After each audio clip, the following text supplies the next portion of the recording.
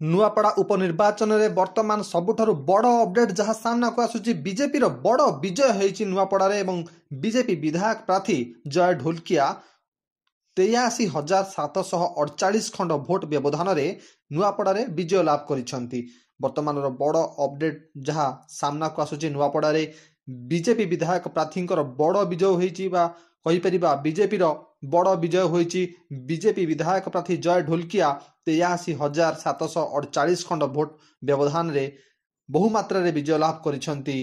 द्वितीय स्थान रे रहिसेंती कांग्रेस प्रार्थी घासीराम माझी एवं बीजेडी प्रार्थी स्नेहांगिनी छुरिया तृतीय स्थान रे रहिथिबा बेले उभय कांग्रेस एवं बीजेडी प्रार्थी को पछरे पकाई बीजेपी प्रार्थी जय ढोलकिया बहुमात्रा रे विजय लाभ करिसेंती। वर्तमान सबुठारु बड़ अपडेट जहाँ सामना को आसुची नुआपड़ा उपनिर्वाचन में बीजेपी बड़ विजय होईची एवं बीजेपी विधायक प्रार्थी जय ढोलकिया 83,748 खंड भोट व्यवधान में विजय लाभ करिसेंती।